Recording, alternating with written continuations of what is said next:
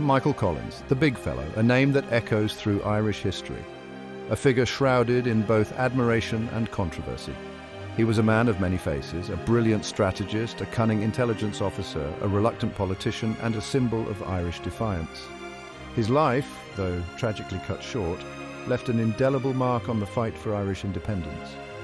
Understanding Collins is to understand the complexities of a nation wrestling with its identity and its future. He was a key figure in Ireland's struggle for freedom. His story is one of courage, sacrifice, and ultimately tragedy. Collins navigated a treacherous path.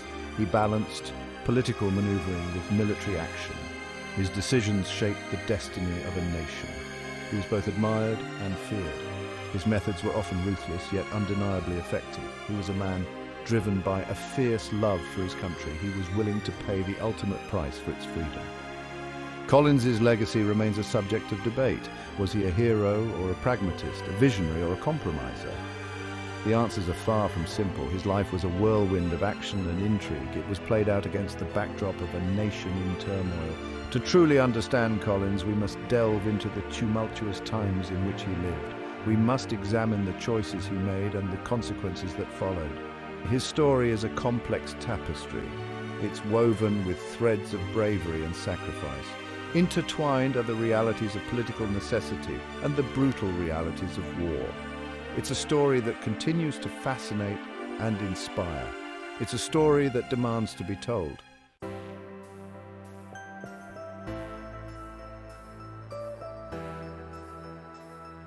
Michael Collins's journey was far from ordinary. Born in rural County Cork, he began his career as a clerk in London. This seemingly mundane start belied the revolutionary spirit that burned within him. London, the heart of the British Empire, became the unlikely crucible where Collins's nationalist fervour was forged. He was exposed to the inequalities of the system. He witnessed the plight of his fellow Irishmen living in exile. Immersed in the vibrant Irish community in London, Collins joined the Gaelic Athletic Association and the Gaelic League. These organisations fostered a sense of Irish identity and cultural pride. They provided a fertile ground for nationalist sentiments to take root. He became involved with the Irish Republican Brotherhood, a secret society dedicated to Irish independence. This marked a turning point in his life. It set him on a path toward revolution. His time in London was a period of transformation. Collins honed his organisational skills. He developed a keen understanding of British bureaucracy and its vulnerabilities. He learned the importance of networking and building alliances. These skills would prove invaluable in the years to come. They would serve him well in the fight for Irish independence. The call of Ireland eventually drew him back. He returned in 1916, just in time to participate in the Easter Rising. This pivotal event would solidify his commitment to the cause. It would launch him onto the national stage. The clerk from London was about to become a revolutionary leader.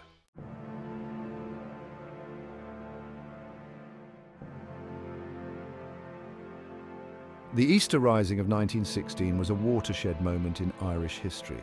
It was a bold, albeit ultimately unsuccessful, attempt to overthrow British rule. For Michael Collins, it was a baptism by fire. He fought bravely alongside other rebels at the General Post Office in Dublin.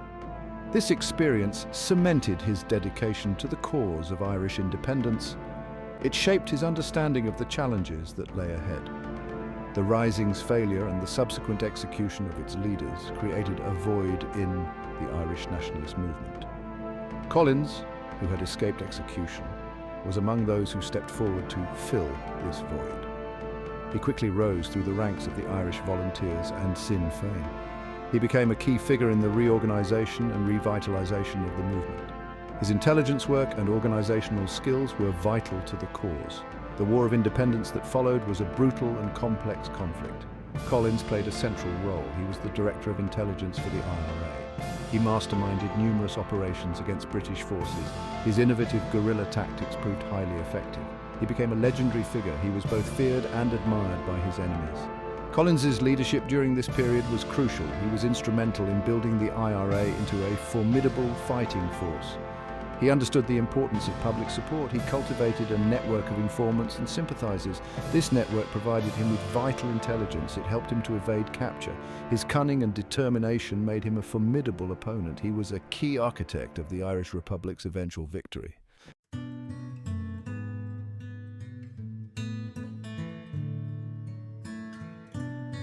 Michael Collins was born in Woodfield, County Cork, the youngest of 8 children. His family home, a modest farmhouse nestled amidst the rolling hills of West Cork, was steeped in Irish tradition and folklore. The stories of Irish rebellion and resistance against British rule were woven into the fabric of his childhood. These narratives, passed down through generations, ignited a spark of patriotism within young Michael. It was a spark that would later blaze into a full-fledged revolutionary fire. The landscape of West Cork, with its rugged coastline and hidden valleys, also played a role in shaping Collins's character. It fostered a sense of independence and resourcefulness. These traits would serve him well in the years to come. He learned to navigate the countryside, to rely on his instincts, and to trust his own judgment. These skills proved invaluable in his later career as a guerrilla leader. Collins's education, though limited, further nurtured his intellectual curiosity. He attended the local national school, where he excelled in his studies. He developed a voracious appetite for reading. He devoured books on Irish history, politics, and literature. This thirst for knowledge broadened his understanding of the world. It deepened his commitment to the cause of Irish freedom. The influence of his older siblings, particularly his sister Hanny, also played a significant role in his development. Hanny, a strong and independent woman, instilled in Michael a sense of self-reliance and a fierce determination to succeed. She encouraged his intellectual pursuits. She supported his growing interest in Irish nationalism. These early influences laid the foundation for the man he would become, a man who would change the course of Irish history.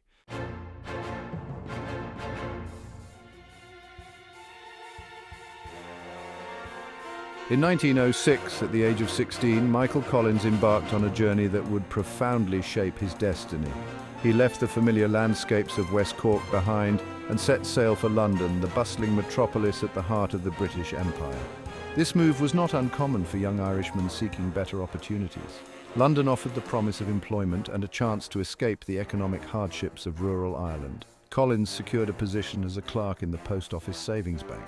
This seemingly mundane job provided him with a steady income and also gave him access to a vast network of communication. He quickly adapted to the fast-paced life of the city and immersed himself in the vibrant Irish community that thrived within its bustling streets. London, however, was more than just a place of employment for Collins. It became a crucible where his nationalist sentiments were forged and refined. He witnessed firsthand the stark inequalities between the ruling British class and the Irish working class. This experience fueled his growing sense of injustice and strengthened his resolve to fight for the freedom of his homeland. He joined the Gaelic Athletic Association, GEA, and the Gaelic League. These organisations provided a sense of community and cultural identity for Irish expatriates. They also served as breeding grounds for nationalist ideas. It was through these connections that Collins first became involved with the Irish Republican Brotherhood, an IRB, a secret society dedicated to the overthrow of British rule in Ireland. This marked a turning point in his life. He was no longer just a clerk, he was a revolutionary in the making.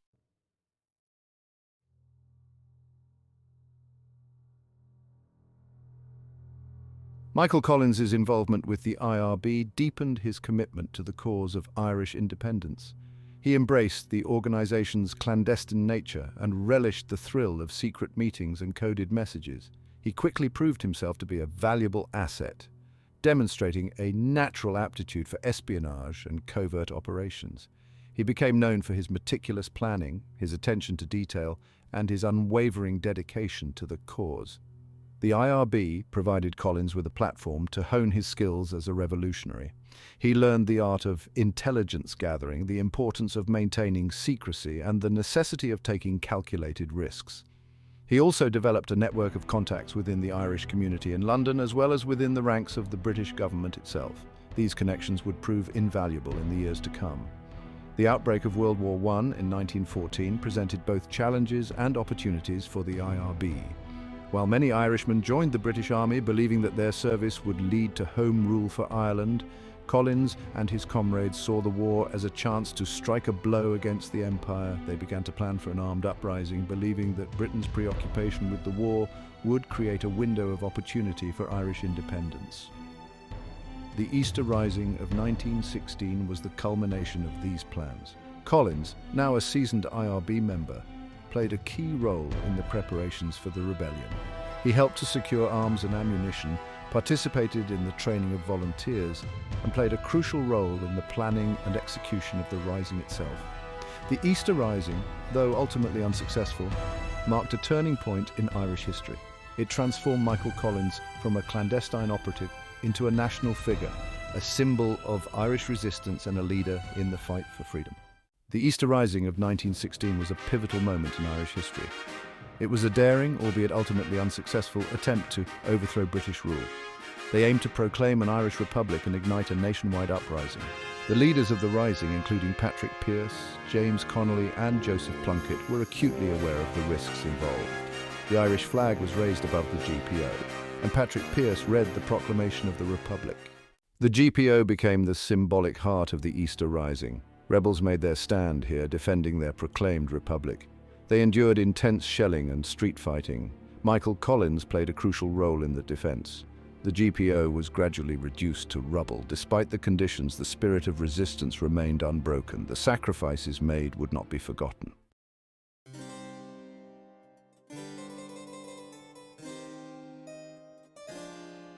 Section 3, Frongoch, Seeds of Revolution.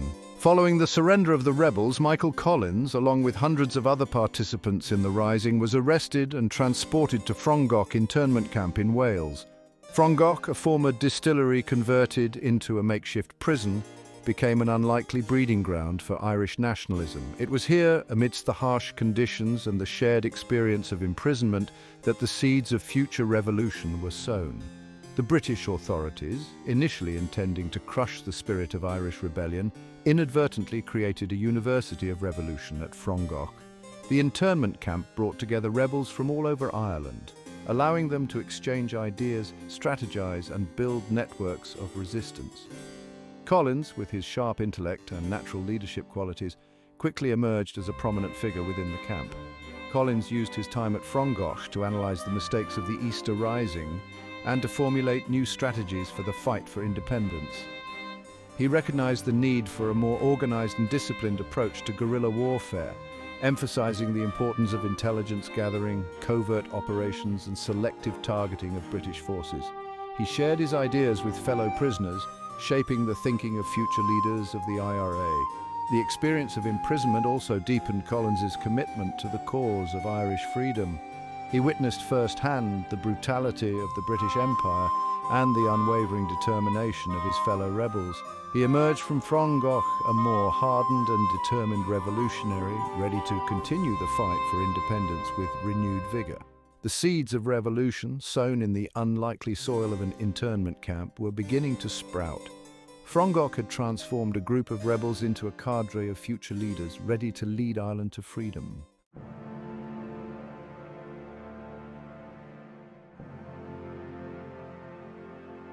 In Section 4, The Making of a Leader.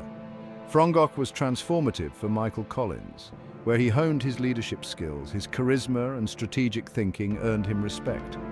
Upon release, he returned as a seasoned leader, ready for the fight for independence. He quickly rose through the ranks, shaping the movement. The experiences at Frongoch forged him into the leader Ireland needed.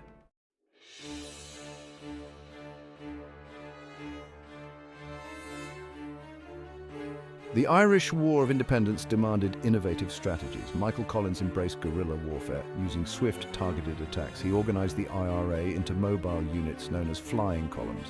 These units struck quickly and disappeared, keeping the British on the defensive. Collins maintained popular support, crucial for the IRA's success. His strategies demoralized the British and minimized Irish casualties.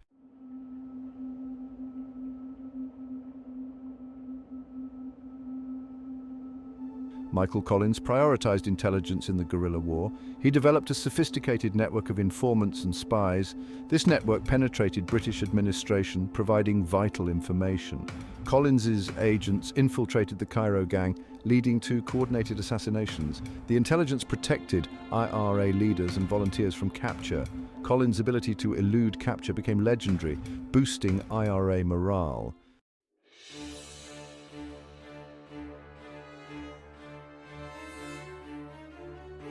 The squad, created by Collins, carried out targeted assassinations. These operations were essential for the survival of the movement. The squad's secrecy added to their mystique and fear. Their actions disrupted British intelligence and demoralized British forces. The assassination of the Cairo gang was a significant victory. The squad's controversial tactics were seen as necessary for freedom.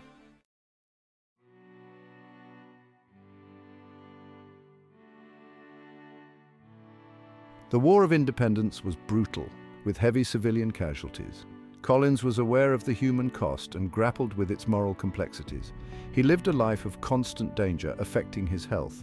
Despite hardships, he remained committed to Irish freedom. His dedication inspired future generations. The war paved the way for an independent Irish state.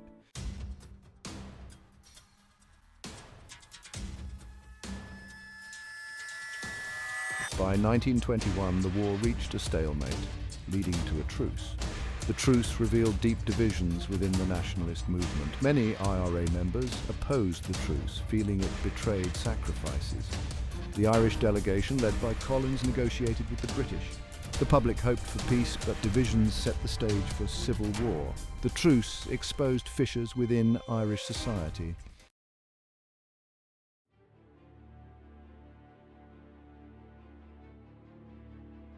The Anglo-Irish Treaty granted Ireland Dominion status.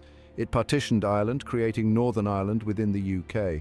The oath of allegiance to the British Crown was contentious. The treaty divided opinions, leading to the Irish Civil War. The Dáil narrowly ratified the treaty, reflecting deep divisions. The nation was poised for a fratricidal struggle.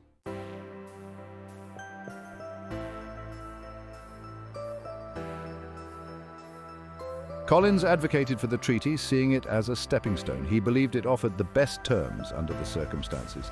Collins faced criticism from former comrades, accused of betrayal. Despite this, he remained steadfast in his belief in the treaty. He saw it as the best chance for Ireland's long-term goals. Collins' pragmatism was driven by his love for Ireland and belief in compromise. The ratification of the Anglo-Irish Treaty ended the war with Britain but sowed the seeds of the Irish Civil War. The treaty's controversial terms created deep divisions within Irish society. The anti-treaty faction, led by Eamon de Valera, viewed it as a betrayal. The pro-treaty faction, led by Michael Collins, saw it as the best possible compromise. The stage was set for a fratricidal conflict that would tear the nation apart. The Irish Civil War erupted in the summer of 1922. It divided families, communities, and the nation. The war was fought between pro-treaty forces and anti-treaty forces. The stage was set for a bloody and divisive struggle. The anti-treaty forces occupied key buildings in Dublin. Michael Collins ordered the shelling of the Four Courts, marking the start of the Civil War. The Civil War quickly spread throughout the country. The war was characterized by ambushes, assassinations, and executions.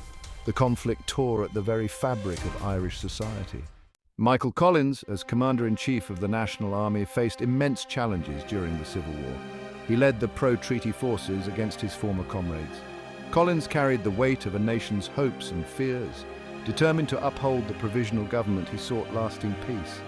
Collins's leadership was marked by strategic brilliance and determination.